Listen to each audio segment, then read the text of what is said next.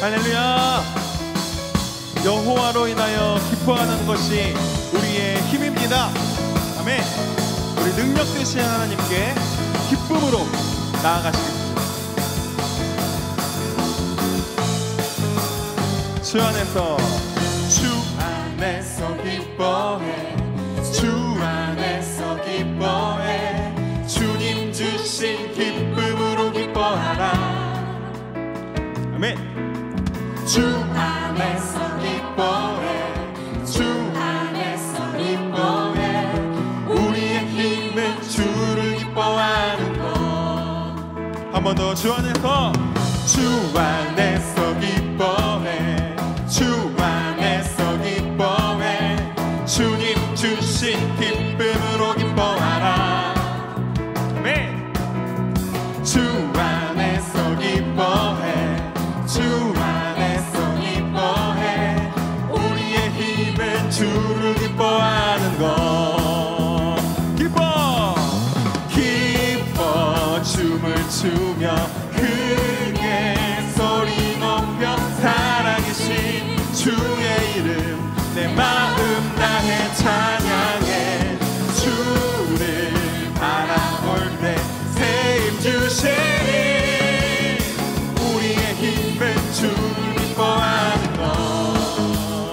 주 안에서 기뻐해, 주 안에서 기뻐해, 주님 주신 기쁨으로 기뻐하라. 주 안에서 기뻐해, 주 안에서 기뻐해, 우리의 힘은 주를 기뻐합니다. 우리 하나님을 바라봅니다. 기뻐 춤을 추며, 기뻐 춤을 추며 크게 소리 높여 살아계신 주의 이름 내 마음 다해 찬양해.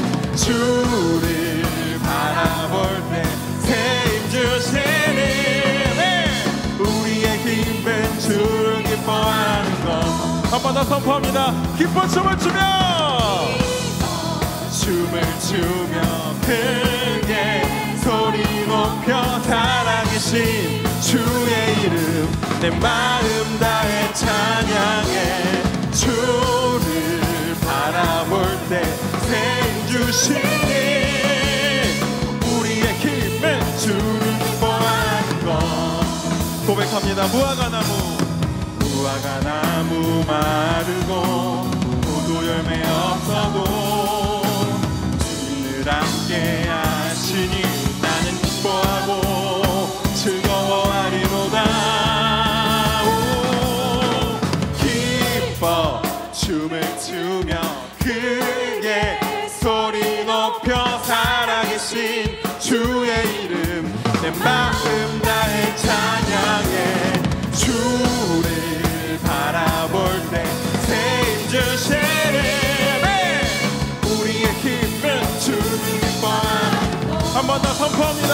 기뻐 춤을 추며, 기뻐 춤을 추며 크게 소리 높여 살아계신 주의 이름 내 마음 다해 찬양해.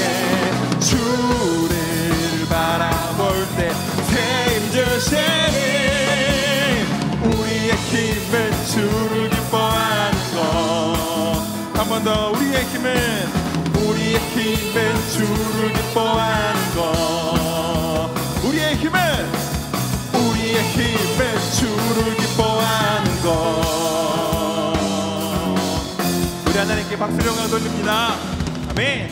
하나님 이것이 우리의 고백입니다. 아멘. 주님이 우리와 함께 하십니다. 아멘. 우리 아버지 되신 주님 앞에 우리는 참된 자유를 누립니다. 우리 시간 하나님 손 꼭 붙잡고 아버지 되신 주님과 함께 걸어나가시겠습니다. 나의 등 위에서 나를 보시는 주, 나의 인생 길에서 지치고 고난한 매일처럼 주저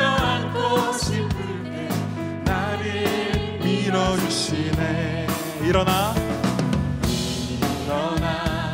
걸어라 내가 새 힘을 주리니 일어나 너 걸어라 내 너를 도우리.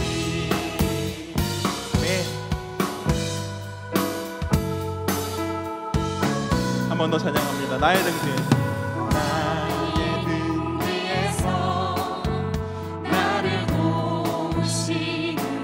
평안히 길을 갈 땐 평안히 길을 갈 때 보이지 않아도 지치고 공하여 넘어질 때면 다가와 손 내미시네. 일어나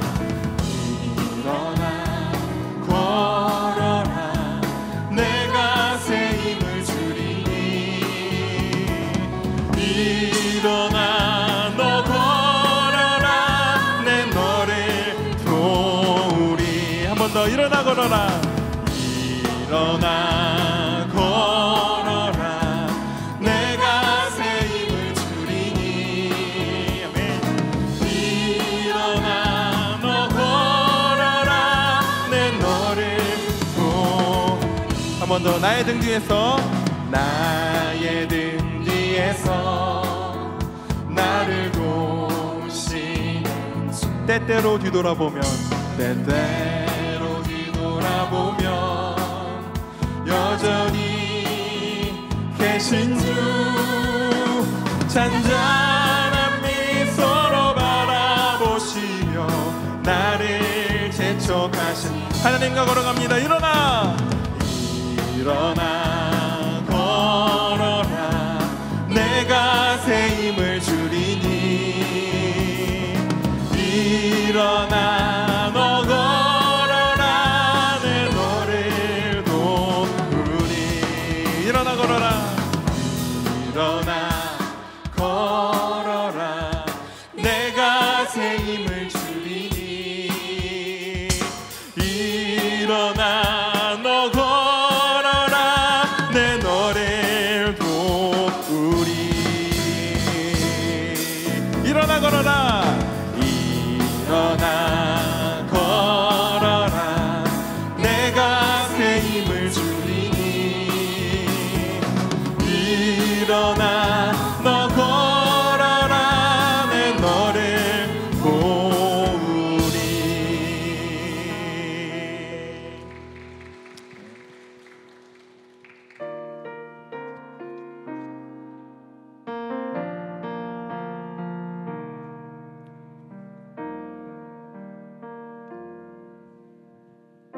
무한 시절 지날 때 깊은 한숨 내쉴 때 그런 풍경 보시며 단식하는 분이 있네.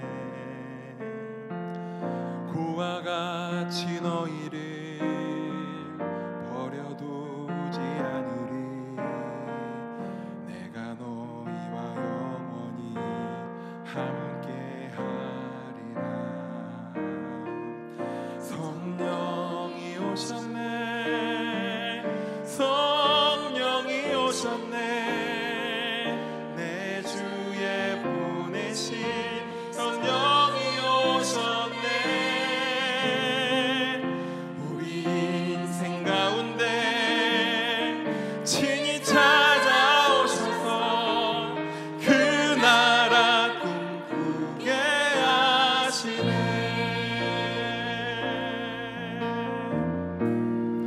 한 번 더 찬양합니다. 허무한 시절 지날 때 허무한 시절 지날 때 깊은 한숨 내쉴 때 그런 풍경 보시며 단식하는 분이 있네.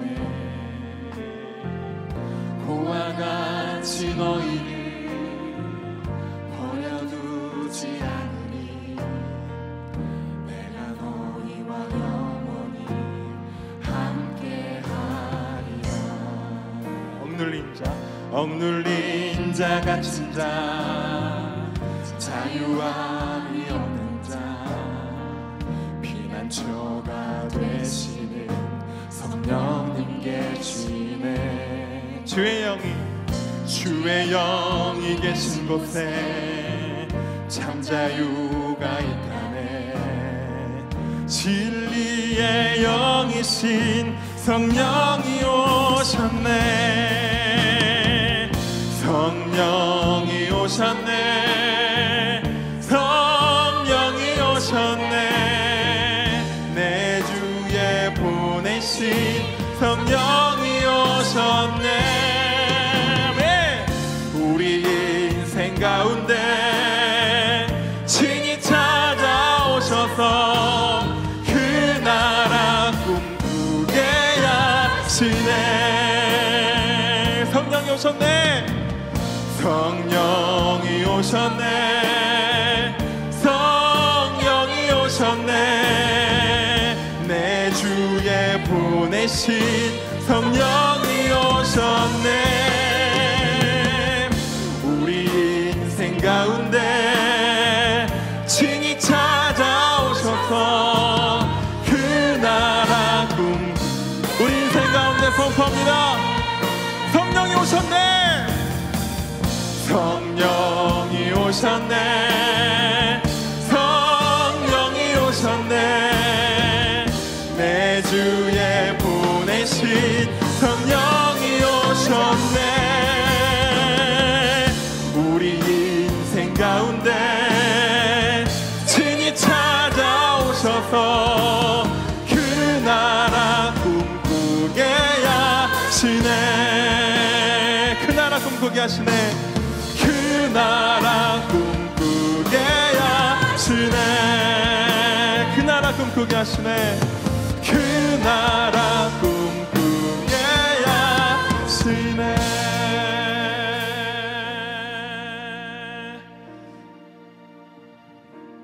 평안을 너에게 주노라. 세상이 줄 수 없는, 세상이 알 수도 없는 평안,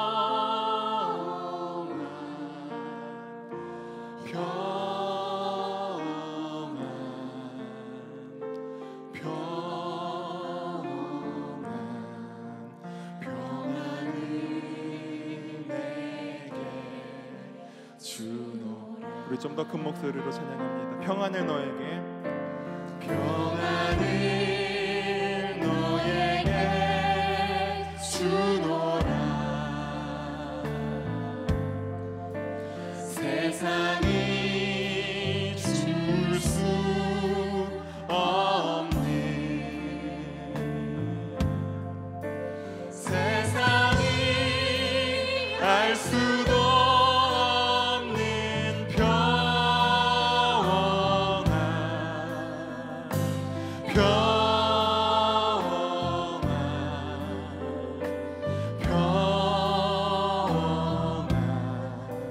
평안을 내게 주노라. 세상이 알 수도 없는 평안. 세상이 알 수도 없는 평안, 평안,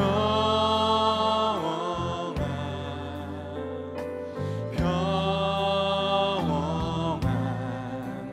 세상을 내게 주노라. 평안을 내게 주노라. 평안을 내게 주노라.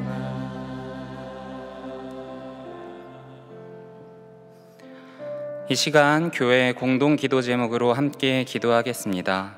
첫째, 제2국에서 사역하시는 박순철, 김은주 선교사님, 청운 미래학교 사업이 견고해지고 현지 교회와의 협력을 통해 다음 세대를 섬기는 복음의 통로가 되도록, 둘째, 행복 나눔 축제를 통해 하나님이 찾으시는 한 영혼들이 주님께 나아와 새롭게 거듭나는 역사가 일어나도록, 셋째, 1기 정병단 학교를 통해 예배의 은혜가 넘치고 질병으로 고통받는 자들에게 치유와 회복의 역사가 일어나도록 담임 목사님의 영육간의 강건함과 가정과 사역을 위해서 다 함께 기도하시겠습니다. 사랑과 은혜가 충만하신 아버지 하나님, 이 시간 우리에게 예배의 시간을 주시니 감사합니다. 우리의 예배, 우리의 기도 주님 받아주시옵소서. 제2국에서 사역하시는 박순철 김은주 선교사님을 위해 기도합니다.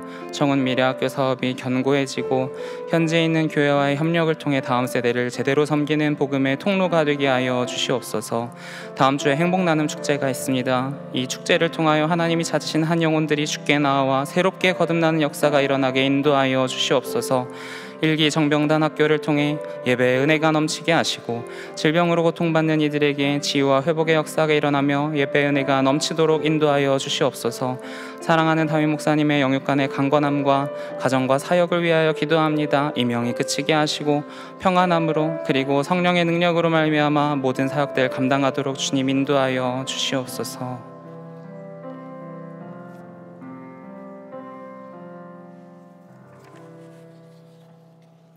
사랑의 하나님, 감사드립니다. 복된 주일 아침부터 저녁까지 귀한 예배를 드릴 수 있게 해주셔서 감사합니다. 우리의 예배가 신령과 진정으로 드리는 하나님께서 기뻐 받으시는 예배가 되기를 원합니다. 오늘은 특별히 성령 강림 주일로 예배를 드리고 있습니다. 오순절 다락방에서 성령 충만함을 받은 제자들처럼 우리도 성령님과 늘 동행하며 하나님께 영광 돌리는 삶을 살 수 있도록 도와주시옵소서. 우리의 앞길을 예비하여 주신 하나님 아버지, 사방으로 우겨쌈을 당하여도 쌓이지 아니하고 답답한 일을 당하여도 낙심하지 않도록 힘을 주시고 어떠한 어려움에도 말씀을 묵상하며 기도하며 나아갈 수 있도록 함께하여 주시옵소서. 힘들고 어려운 상황 가운데 있는 분들을 위로하여 주시고 병상 중에 있는 분들을 회복시켜 주시며 여호와 라파 하나님의 은혜로 치유하여 주시길 기도합니다. 다음 주일 한 영혼을 주님께 인도하기 위해 행복 나눔 축제를 준비하며 기도하고 있습니다. 초대된 분들이 예수님을 구주로 영접하고 내 삶의 주인이 하나님을 고백하는 시간이 되게 하시옵소서. 하나님 아버지, 예수님의 초대를 받아 향유 옥합을 드린 여인처럼 우리의 믿음이 사랑으로 드려지길 원합니다. 주님을 더욱 사랑하고 주님이 내 인생의 목자 되심을 고백하며 증인의 삶, 평안의 삶을 살기 원하오니 인도하여 주시옵소서. 김영준 담임 목사님의 영육간의 강건함을 지켜주시고 가정에 크신 복을 주시며 모든 성도들이 목사님의 말씀을 통해 더욱 영적으로 회복하고 성숙할 수 있도록 은혜 내려 주시옵소서. 오늘 말씀을 전해주시는 김영진 목사님께 성령의 옷을 입혀주시고 진리의 말씀을 전하실 때 아멘으로 화답하며 말씀대로 살아가기 위해 힘쓰는 우리 모두가 되게 하여 주시옵소서. 주일 저녁 찬양팀과 샬롬 찬양대의 아름다운 찬양을 기쁘게 받아주시고 곳곳에서 예배를 위해 수고하는 봉사자의 섬김도 기억하여 주시옵소서. 이 모든 말씀 우리를 구하여 주신 예수 그리스도의 이름 받들어 기도하였습니다.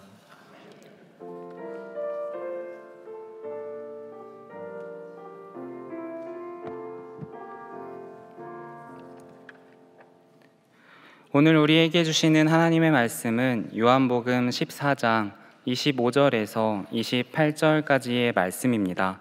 다 함께 일어나셔서 하나님의 말씀을 경청하시겠습니다. 내가 아직 너희와 함께 있어서 이 말을 너희에게 하였거니와 보혜사 곧 아버지께서 내 이름으로 보내실 성령 그가 너희에게 모든 것을 가르치고 내가 너희에게 말한 모든 것을 생각나게 하리라. 평안을 너희에게 끼치노니 곧 나의 평안을 너희에게 주노라. 내가 너희에게 주는 것은 세상이 주는 것과 같이 아니하니라. 너희는 마음에 근심하지도 말고 두려워하지도 말라.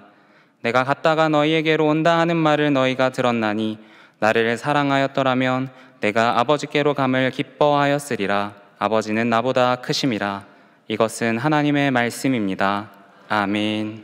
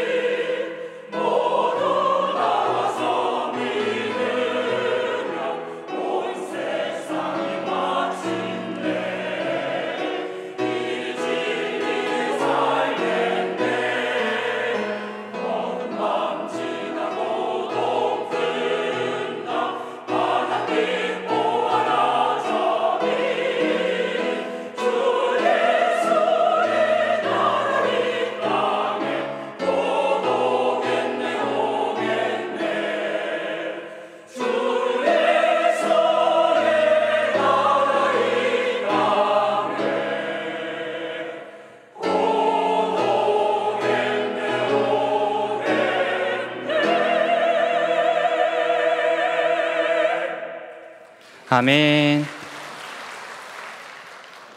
은혜로운 찬양 감사드립니다. 할렐루야. 오늘도 예배의 자리로 나오신 모든 동안의 성도님들과 또 온라인으로 예배하는 모든 분들에게 하나님께서 예비하신 은혜가 임하기를 간절히 소망합니다.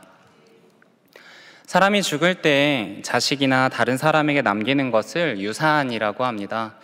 2001년 한국 경제에서는 미국 재벌들의 최고 고민이 자녀에게 물려줄 유산이 너무 많다는 것이라고 기사를 냈습니다.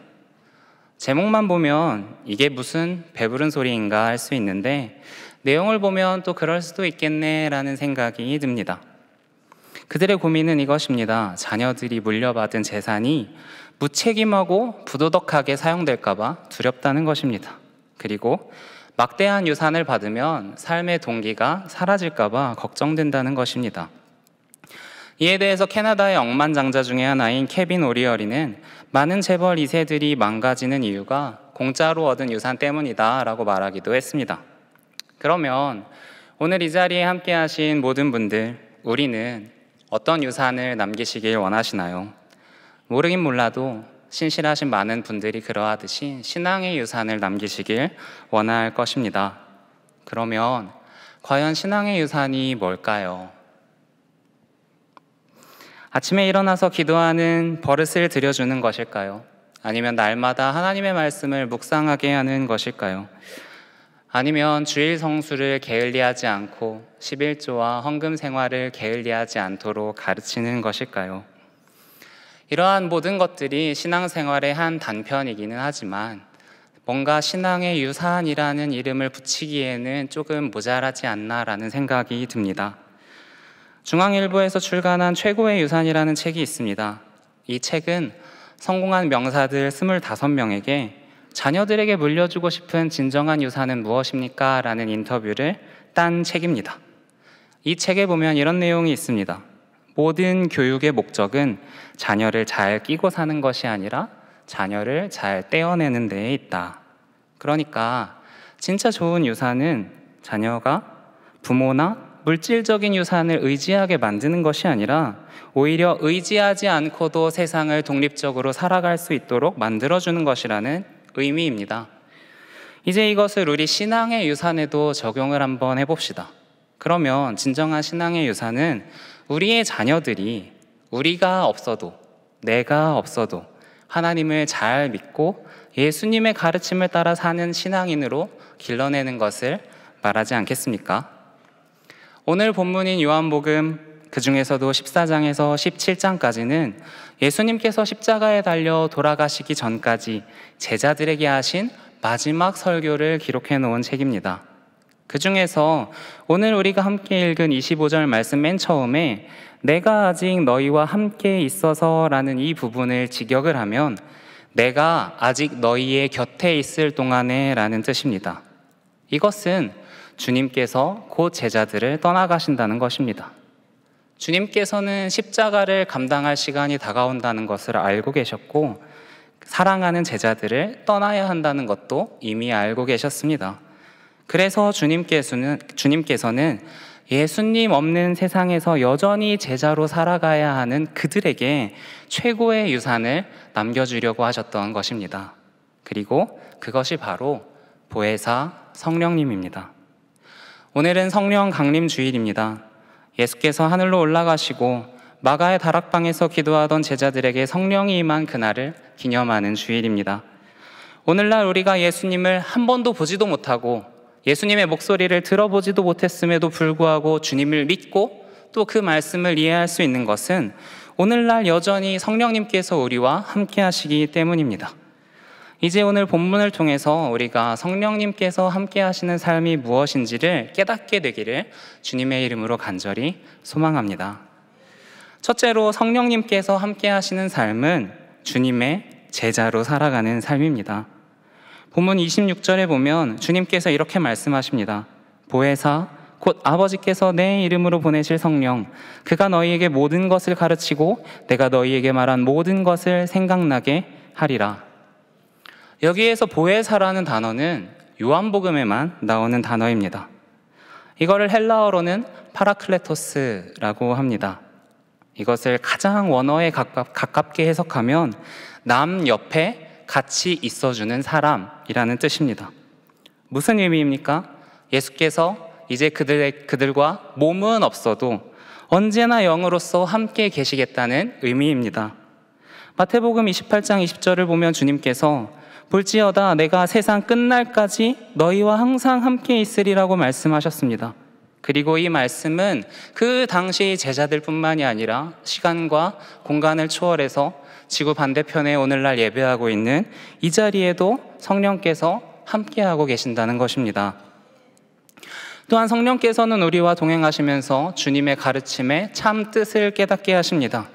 주님의 공생의 기간 동안 제자들은 예수님을 졸졸졸 따라다녔는데 그 가르침을 들으면서도 제대로 깨닫는 이가 없었습니다. 예수께서 3번에 걸쳐서 자기가 죽으시고 또 부활하신다는 것을 가르쳐 주셨지만 정말로 예수께서 죽으시고 부활하시기까지 그것을 믿는 제자들이 없었고 그 의미가 무엇인지 아는 제자들도 없었습니다. 이것은 역설적으로 예수께서 반드시 제자들을 떠나셔야만 하는 이유이기도 했습니다. 육신의 몸을 입은 예수께서 이 땅에 계속 남아 계시면 제자들은 예수님의 등 뒤에 숨어서 온 세상을 구원하시려는 하나님의 계획을 알지 못했을 것이기 때문입니다.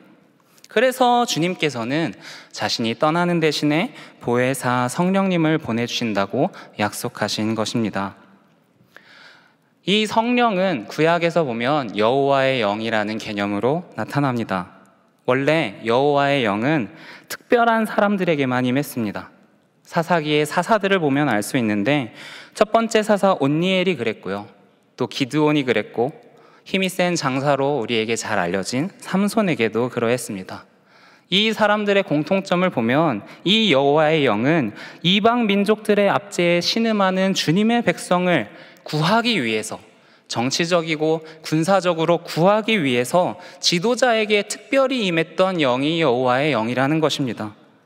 또 이사야 61장 1절을 보면 주 여호와의 영이 내게 내리셨으니 이는 여호와께서 내게 기름을 부으사 가난한 자에게 아름다운 소식을 전하게 하려 하심이라 이렇게 되어 있는데 이 말씀은 누가복음 4장에서 예수님께서 나사렛 회당에서 가장 먼저 하신 설교의 본문입니다.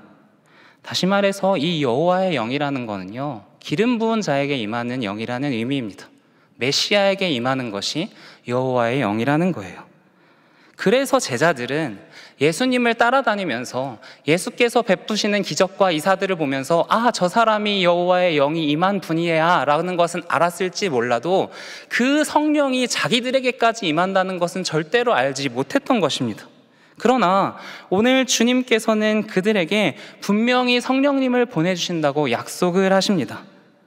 왜 예수님께서 성령을 보내주신다고 약속하신 것일까요? 당연히 이제는 그들이 주님이 없는 세상을 살아가면서 주님께서 하신 사역을 감당해야 하기 때문입니다. 다시 말해서 예나 지금이나 믿는 자들은 하나님 나라의 복음을 전파해야 한다는 것입니다. 예수께서 열매로 그 나무를 알리라 하셨던 것처럼 이후에 제자들의 삶을 보면 그 성령님의 역사가 드러납니다. 공생의 기간 동안에 제자들은 예수님을 따라다니면서 몇 가지 이적들을 베풀었습니다. 그런데 그 제자들은요, 예수님을 따라가면서도 예수님과 함께 배를 타면서도 풍랑이 일 때 바다에 빠져 죽을까 봐 두려움에 떨었던 이들이 제자들입니다. 예수님과 함께 있었으면서도 두려워 떨었던 이들이 그들입니다. 또 마가복음 9장에 보면 제자들이 귀신 들린 아이를 고치지 못해서 예수님에게 책망을 받는 것을 볼 수가 있습니다. 이런 것들을 보면 그들이 아직은 미숙했다는 것을 알 수가 있습니다. 그러나 예수님께서 죽으시고 부활하신 이후에 하늘로 올라가신 이후에 그들은 부르심을 받은 자에게서 보내심을 받은 자들로 바뀌게 됩니다. 사도가 된 것입니다. 예수께서 잡히셨을 때 3번이나 부인하고 도망갔던 베드로는 사도행전 2장에 보면 회개를 선포하고 3,000명을 회개하게 하는 사람이 됩니다. 또 성전 미문에서 구걸하던 날 때부터 걷지 못하는 사람을 나사렛 예수의 이름으로 명하노니 일어나 걸으라 라는 말을 통해서, 선포를 통해서 일어나 걷게 만들었습니다. 또 사도행전 16장에서 바울은 원래 아시아에서 복음을 전하려고 했습니다. 그런데 성령님께서 바울의 발걸음을 막으시는 것을 경험합니다. 그리고 밤에 마케도니아 사람이 도움을 요청하는 환상을 보게 되었고 아시아가 아닌 마케도니아로 가기로 결심을 합니다. 성령님의 인도하심을 경험한 것입니다. 이처럼 성령께서는 함께 하시는 제자에게 장소에 맞는 선포를 하게 하시고 장소에 맞는 능력을 행하게 하시고 가야 할 길을 알려주시는 분이라는 의미입니다. 혹시 지금 이 자리에 함께 예배하는 분들 중에서 내가 신앙인으로서 무엇을 해야 할지, 어떻게 살아야 할지, 어떤 일을 감당해야 할지 잘 모르는 분이 계십니까? 그러면 성령님을 구하시기를 소망합니다. 기도하시기를 원합니다.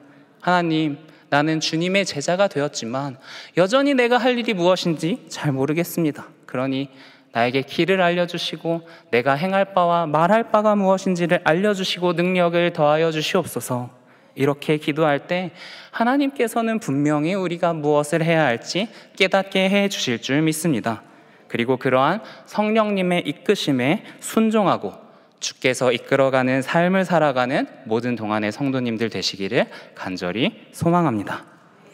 두 번째로 성령님께서 함께 하실 때 나타나는 우리 삶의 모습은 세상이 누릴 수 없는 평안을 누리는 것입니다. 본문 27절에 보면 주님께서 이렇게 말씀하십니다. 평안을 너희에게 끼치노니 곧 나의 평안을 너희에게 주노라.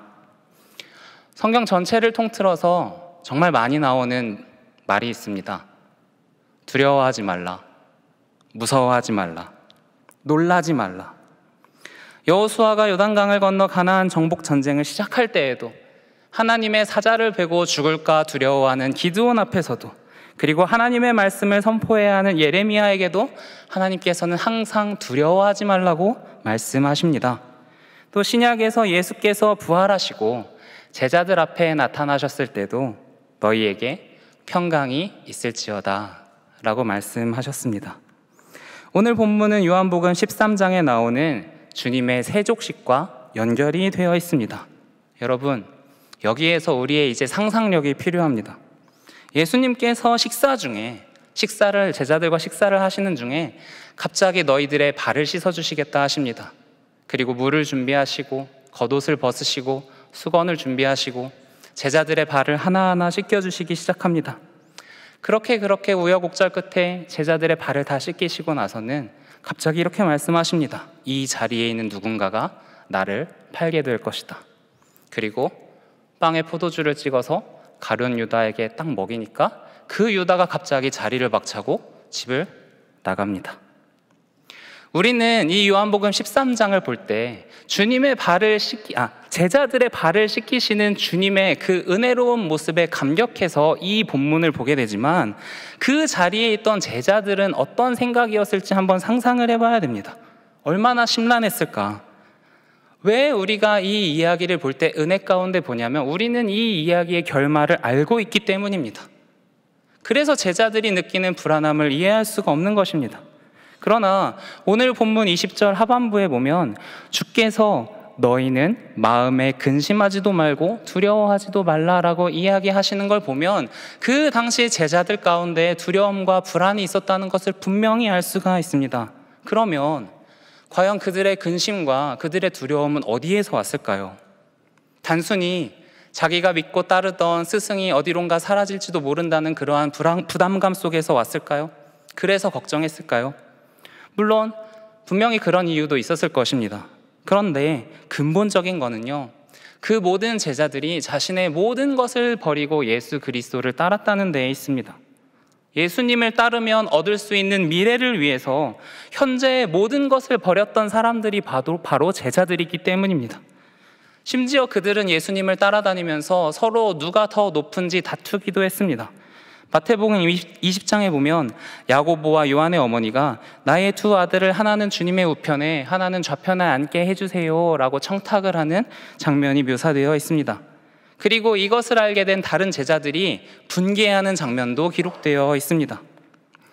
그리고 이것을 통해서 알 수 있는 건 그들이 주님을 따르면서 얻게 될 부와 명예와 권력이나 물질 같은 것들을 기대하고 있었다는 사실입니다. 그런데 그 예수님께서 갑자기 사라져 버리면 그들이 지금까지 예수님을 따라다닌 그 모든 시간, 오늘날의 이야기로 하면 예수님을 따라다니면서 투자한 모든 것들이 다 허사가 되는 것입니다. 그래서 제자들은 왠지 사라져버릴 것만 같은 예수님의 행동에 불안해하고 두려워할 수밖에 없었던 것입니다. 우리는 이 부분을 생각하면서요, 그들이 제자들이 했던 걱정이 단순히 주님이 사라지는 주님의 부재에 대한 걱정이 아니라 미래에 대한 불안이라는 것, 그리고 인생의 성취에 대한 불안이라는 것을 이해해야만 합니다. 그러니까 제자들의 근심과 오늘날 우리들의 근심이 동일한 것입니다. 왜 우리가 그토록 열심히 일하고 또 열심히 자녀를 양육하고 또 왜 우리가 하나님께 매달립니까? 한치 앞을 알 수 없는 인생에서 불안함을 떨쳐보려고 그러는 거 아닙니까? 우리가 평안하려고 그러는 거 아닙니까? 거친 바다와 같은 인생에서 평안하게 살아가려고 그러는 거 아닙니까? 그런데 우리가 아무리 노력해도 우리의 능력으로는 참된 평안을 누릴 수 없다는 것을 우리는 알고 있습니다. 왜냐하면 우리가 아무리 강해지고 아무리 부를 쌓고 아무리 큰 권력을 가진다 하더라도 죽음이라는 근본적인 한계를 우리는 벗어날 수 없기 때문입니다. 그런데 주님께서는 그 모든 것들을 이기시고 참된 평안을 우리에게 주시겠다고 말씀하십니다. 그게 뭐냐면 바로 구원입니다. 영원한 생명입니다. 죽음 이후에도 부활이라는 새로운 소망이 있다는 것이 믿는 자들에게 예수 그리스도께서 남기는 위대한 유산이라는 것입니다. 초대교회 시절에 로마의 핍박이 극에 달하면서 많은 그리스도인들이 잡혀갔습니다. 그 중에 한 아버지가 있었는데 그 아버지는 당장 내일이면 맹수들에게 던져져 처형당할 그런 상황에 놓여 있었습니다. 그래서 그 아버지의 딸이 간수에게 간절히 요청해서 아버지가 죽기 전에 한 번만이라도 면회를 하게 해달라고 요청을 하였습니다. 간수는 그녀의 부탁에 못 이겨서 문을 열어주었고 그 딸은 아버지와 짧은 면회를 하게 됩니다. 많이 울었겠죠. 그렇게 슬픈 그리고 간절한 짧은 면회가 끝나고 난 이후에 딸은 감옥을 나갔고 아버지는 혼자 남겨졌습니다. 그렇게 혼자 남겨진 아버지를 보면서 간수가 이렇게 말했습니다. 이제 당신은 영원히 사랑하는 딸을 볼 수 없으니 참으로 딱하구려. 그러자 그리스도인은 이렇게 대답합니다. 저는 당신이 더 불쌍합니다. 저는 하나님 나라에서 딸을 다시 보게 될 것이지만 당신은 가족을 영원히 보지 못할 것이니 말입니다. 사랑하는 여러분, 여기에서 우리가 주목해야 하는 것은요, 불신자에게 지옥을 선포하는 신자의 모습이 아닙니다. 우리가 여기에서 봐야 하는 건 그가 죽음의 음침한 골짜기에서도 해를 두려워하지 않고 평안한 마음으로 하나님의 나라를 사모하고 있다는 것입니다. 어떻게 그럴 수 있을까요? 바로 그가 믿음으로 구원을 얻었다는 걸 기억하고 있기 때문에, 그리고 죽음 이후에 부활과 하나님의 나라가 있다는 것을 기억하고 있기 때문입니다. 그리고 이 사실을 기억하게 우리를 도와주는 것이 바로 성령님입니다. 이에 대해서 요한복음 16장 33절은 이렇게 말씀합니다. 이것을 너희에게 이르는 것은 너희로 내 안에서 평안을 누리게 하려 함이라. 세상에서는 너희가 환난을 당하나 담대하라. 내가 세상을 이겼노라. 그런데요, 여러분, 이 이야기가 마음에 와닿으시나요? 저는 오늘 말씀을 준비하면서 사실은 마음에 잘 와닿지 않았습니다. 그래서 왜 이 이야기가 마음에 와닿지 않을까 고민을 했어요. 제 생각에는요, 지금의 저는 신앙을 지키기 위해서 목숨을 걸지 않아도 되는 시대에 살고 있기 때문이 아닐까라고 결론을 내렸습니다. 그러니까 지금 제가 겪고 있는 문제는 내일 죽을지 모른다는 그런 두려움이 아니라 1년 후에 나는 어떻게 되어 있을까? 5년 후에 나는 어디에 있을까? 10년 후에 내 자식은 뭘 하고 있을까? 20년 후에 내 자식은 대학을 잘 졸업해 있을까 하는 그런 것들을 걱정하고 있기 때문이었습니다. 순교자들이 겪었던 죽음의 문제가 저의 문제가 아니기 때문에 이 성령의 능력이, 죽음을 이기시는 그 성령의 능력이 저에게 와닿지가 않았던 것입니다. 그래서 제가 계속 말씀을 묵상하면서 이 성령의 능력을 깨닫게 해달라고 기도를 했습니다. 그리고 깨달은 것이 하나 있는데, 살고 죽는 것이 그렇게 다른 문제가 아니라는 것입니다. 저는 방금 전에 말씀을 이렇게 하면서 제자들이 불안이 무엇인지 말씀을 드렸습니다. 제자들의 불안은 예수님이 사라졌을 때 그들의 미래가 보장되지 않을까 하는 것에 대한 그런 두려움이었고, 그리고 오늘 제가 겪고 있는 문제도 그런 비슷한 두려움입니다. 나의 미래가 어떻게 될까? 그런데 우리가 성경을 보면서 제자들이 불안해하는 것을 이해할 수 없는 이유는요, 우리는 그 제자들이 이후에 일어날 일들을 이미 알고 있기 때문입니다.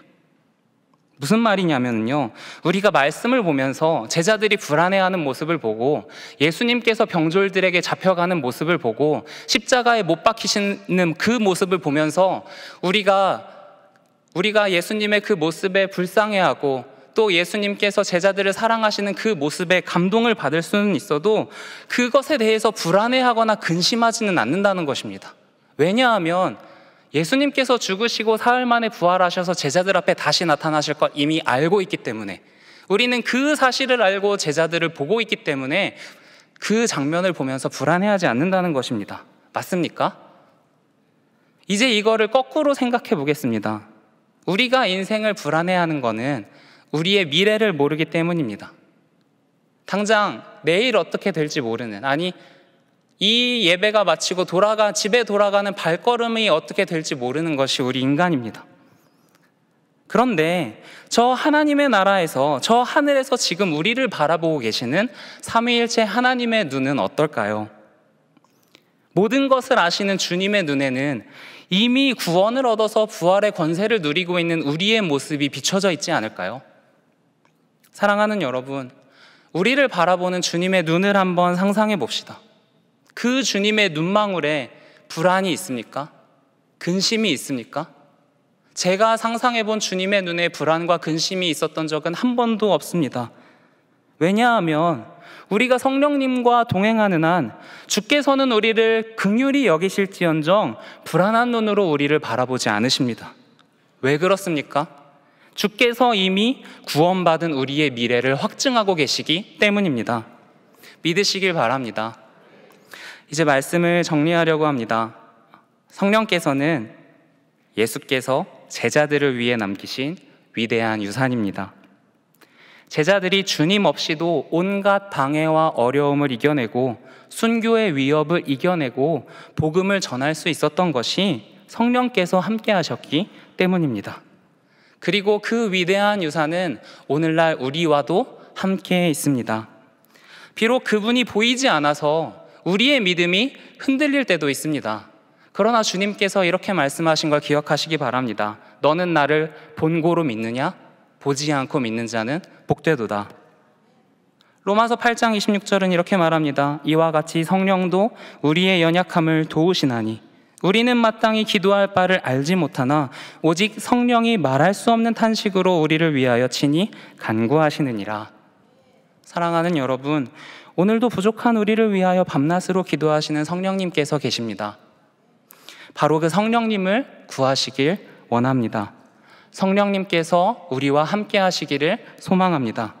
그래서 주께서 허락하신 우리의 인생이 예수 그리스도의 제자된 인생, 그리고 세상이 줄 수 없는 구원의 평안함을 누리는 인생이 되시기를 주님의 이름으로 간절히 소망합니다. 기도하겠습니다.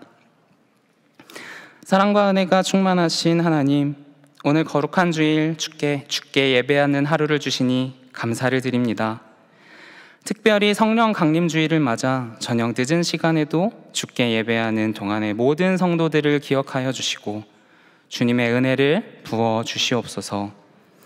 오늘 우리에게 주신 말씀처럼 성령님과 항상 동행하게 하시고, 비록 주께서 눈에 보이지 않을지라도 제자의 삶을 살아가게 하시고, 혼란한 세상 가운데 우리가 가야 할 길이 어디인지, 무엇을 하고 무엇을 외치며 살아가야 하는지 깨달아 알게 하여 주시옵소서. 삶의 고된 무게를 지고 가는 우리들에게 수고하고 무거운 짐진 자들아 다 내게로 오라, 내가 너희를 쉬게 하리라고 하신 주님의 말씀처럼 세상이 줄 수 없는 평안함을 허락하여 주시옵소서. 사랑하는 담임 목사님의 몸과 마음에도 평안함을 더하여 주시고 그 삶에 위로가 있게 인도하여 주시옵소서. 이 모든 간구 우리를 언제나 사랑하시는 예수 그리스도의 이름으로 기도합니다. 아멘. 교회 소식을 전해드립니다. 행복 나눔 축제가 다음 주 주일 저녁 7시에 바로 이곳 대예배실에서 있습니다. 강사로는 힙합 듀오 진우션의 멤버이자 여러 봉사활동과 선행으로 선한 영향력을 미치고 있는 가수 션 씨가 오십니다. 축제 당일 초대된 VIP에게는 소정의 선물도 드리오니 마음을 두고 기도하시는 분들을 초대하셔서 하나님의 뜻이 전달되는 시간 되시기를 소망합니다. 나머지 소식은 주보를 참고하시길 바랍니다. 찬송가 187장 함께 찬양하겠습니다.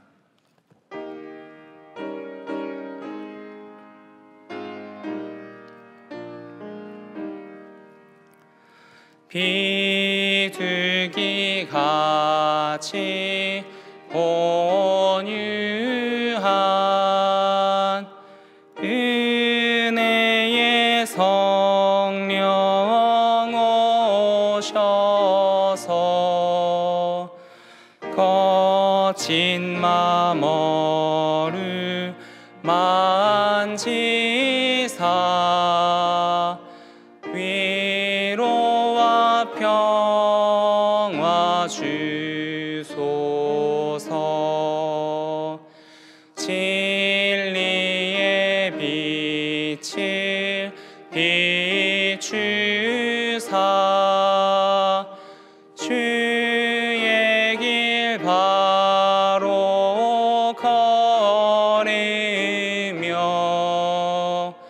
주님을 옆에 모시고 경건히 살게 하소서. 주님과 동행하면서 거룩한 길로 행하며 진리의 예수 붙잡고 길 잃지 않게 하소서. 연약한 나를 도우사 하나님 나라 이르러 주님의 품에 안기는 영원한 안식 주소서.